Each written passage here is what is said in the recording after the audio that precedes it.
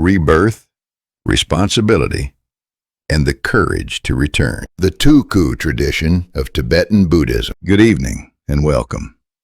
Tonight I would like to invite you into one of the most profound and misunderstood traditions in the spiritual history of humanity. A tradition that challenges our assumptions about death, identity, leadership, and moral responsibility. This lecture is not merely about religion. It is not even primarily about Buddhism. It is about a radically different answer to one of the oldest philosophical questions ever asked. What happens after a great human being dies? In the modern West, we often answer this question in one of two ways. Either we say death is the end, or we say the soul departs to another world, leaving this one behind. Tibetan Buddhism offers a third answer, one that is far more unsettling and perhaps far more demanding.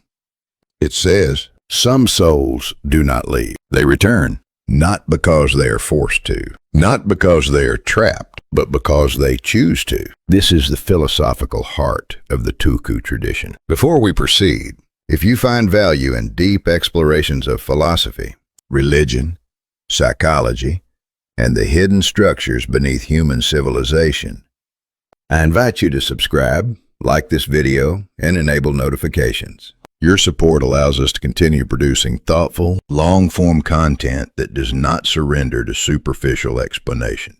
Now, let us begin. 1. Death is not an ending.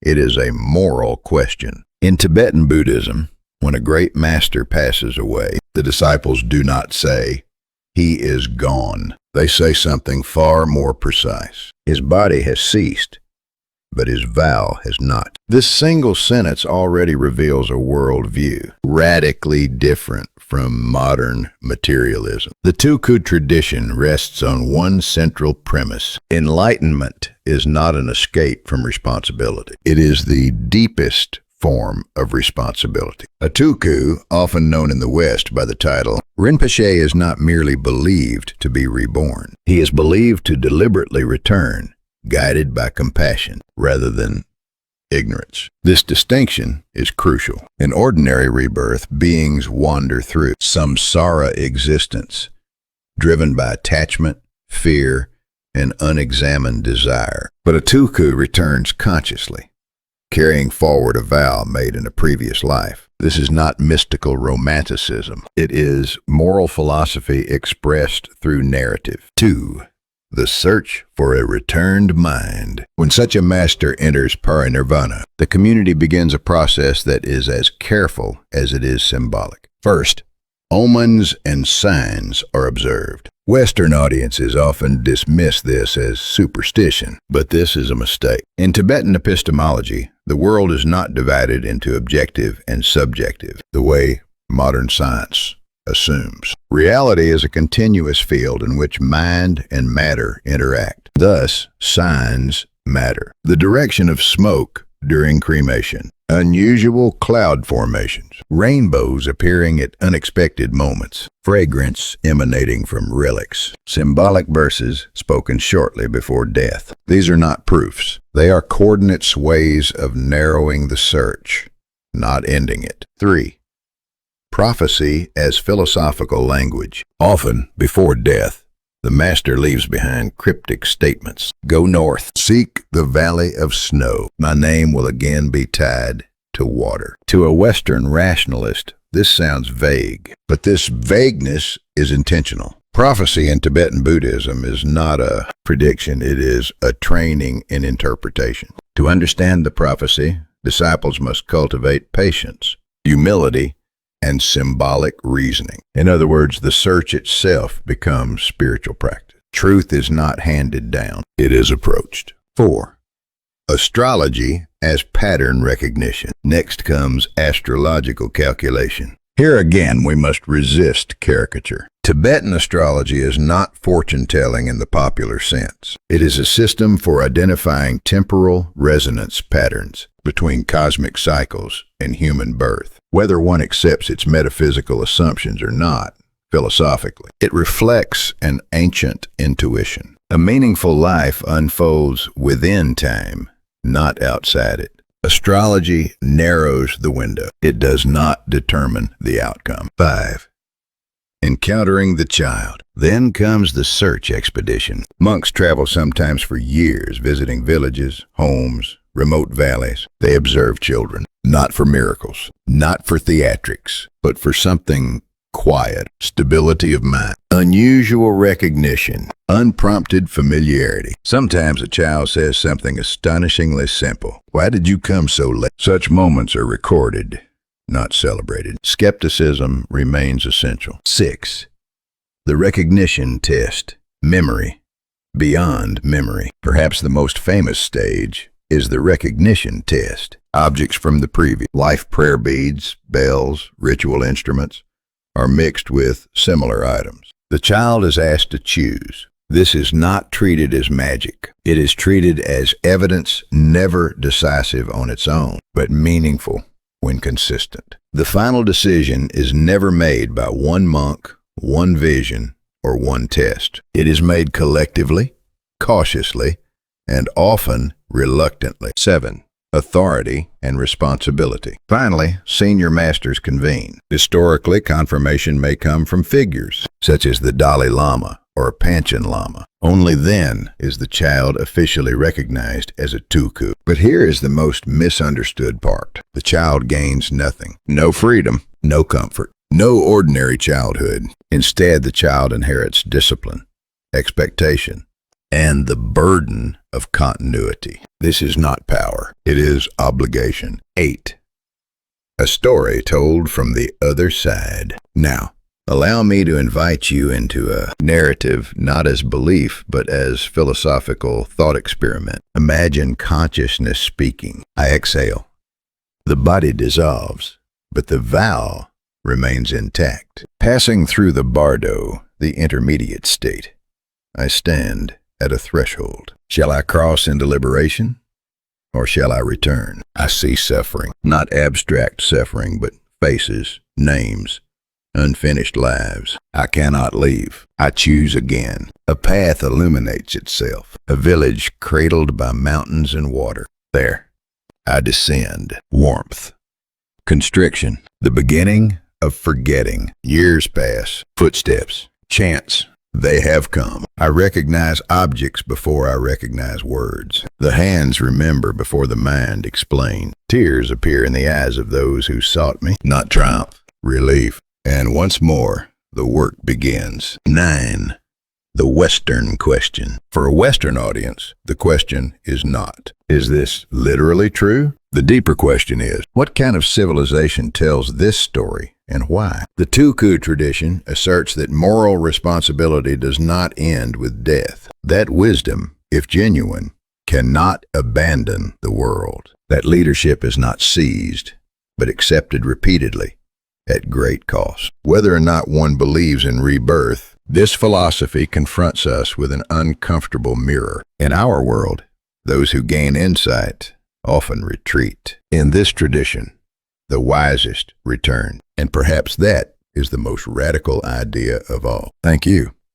Welcome back to our journey into one of humanity's most provocative spiritual and philosophical traditions, the Tulku lineage of Tibetan Buddhism. In the previous lecture, we explored the notion that enlightened masters may choose to return after death, carrying their vows and responsibilities into a new life. Tonight, we take the next step. How are these returning masters recognized?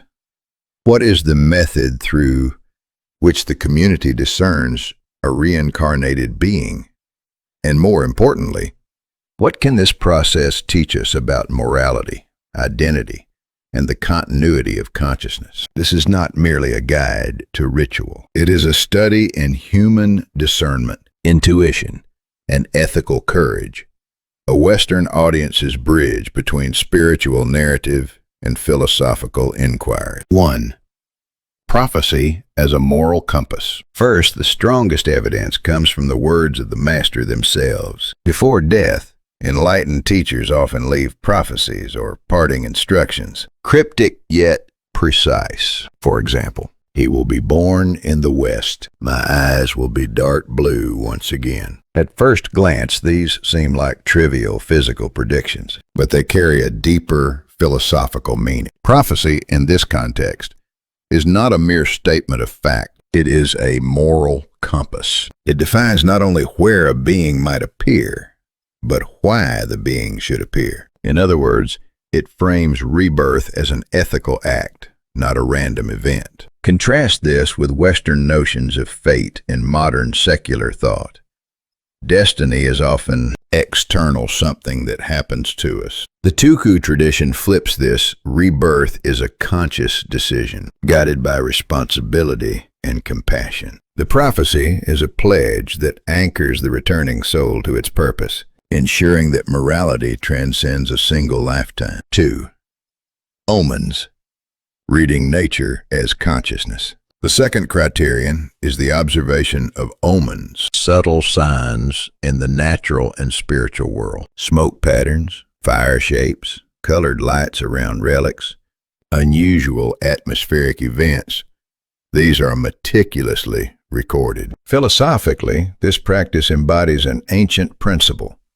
The universe is intelligible, and the mind is not separate from nature. Western science tends to separate mind and matter, subject and object. But Tibetan epistemology suggests a continuous interplay. To observe the world deeply is to observe the moral landscape of the soul. Omens are not superstition. They are markers, coordinates in the moral geography of rebirth. 3. Astrology mapping time and moral potential. Third, astrological calculation comes into play. Using sophisticated methods, Tibetan scholars determine the probable year of birth, celestial alignments during that year, directional and planetary influences. Here, astrology functions as pattern recognition across time and space, much like modern predictive modeling, but applied to consciousness and moral potential. From a Western philosophical perspective, it is a reminder that time and context shape identity. Just as Aristotle believed human virtue requires the right circumstances, the Tulku tradition uses cosmic cycles to discern where virtue can be most fruitfully expressed. 4. Directions and geographic symbols, ethics embedded in place. The fourth step combines prophecy and astrology to identify geographic location. Which region? Which terrain? Which house? This is not random. It reflects a belief that the environment shapes ethical development. Even a great soul cannot fulfill its vow in isolation. It must be embedded in a human ecosystem, interacting with others, teaching, guiding, and sustaining the moral fabric of society. 5. Observation of the child. Wisdom beyond age. Next, monks observe candidate children, examining their attitudes, behaviors, and spontaneous insights. Calmness beyond their years. Responses that reveal moral intuition. Recognition of people and objects from previous lifetimes. Spontaneous chanting of mantras, even without prior instruction. Here, the Tulku tradition challenges Western assumptions about childhood and experience. Wisdom is not purely a product of years. It is an emergent property of consciousness continuity. 6. Recognition of objects. Memory as moral evidence. Candidates are tested with objects from the previous life. Prayer beads, bells, personal relic, mixed with decoys. A correct selection is more than memory. It is proof of ethical continuity. It is as if the soul carries not only information, but the moral orientation and intent of its prior life. In Western philosophy, memory often defines identity, from Locke to contemporary cognitive science. The Tulku recognition test externalizes this principle. The past life's moral self can manifest in choices even before the mind fully understands. 7. Intuition and collective validation. Finally, senior monks employ intuition, honed by decades of meditation and ethical discipline. Intuition here is not mere hunch. It is applied phenomenology, a careful perception of human nature, subtlety, and moral resonance. The process is communal. Verification is collective. Authority is not solitary. It is distributed among those with the deepest ethical training. The decision is therefore both spiritual and philosophical, reflecting a society's careful attempt to preserve ethical and educational continuity. 8. The Tulku tradition as human philosophy. By the end of this journey, one sees the Tulku process for what it truly is. 1. A commitment to ethics over convenience. 2. A recognition that wisdom carries obligations beyond comfort or reward. 3. A system where human continuity, moral responsibility, and compassion intersect. Whether or not one believes in literal rebirth, this tradition invites profound reflection. Can ethical responsibility extend beyond the apparent limits of life? Can knowledge and compassion be so powerful that a person chooses to re-enter suffering for the benefit of others? Western civilization rarely asks such questions seriously. Yet here, in the mountains of Tibet, they are encoded into ritual, philosophy, and lived practice. The Tulku tradition teaches us that greatness is inseparable from responsibility. To be wise is to return. To be enlightened is to act. And perhaps most provocatively, the soul is never truly private. Consciousness, ethics, and compassion are networked across lifetimes, shaped by choices, observation, and moral courage. Thank you for joining me tonight. If you have found this lecture illuminating, please subscribe, like, and share. Your engagement allows the continuation of deep explorations into philosophy, ethics, and the extraordinary wisdom traditions of the world. Next, we will explore verification of reincarnation in practice, examining historical cases and the psychological subtleties involved. Until then, reflect on this. What would it mean if moral responsibility truly transcended a single lifetime?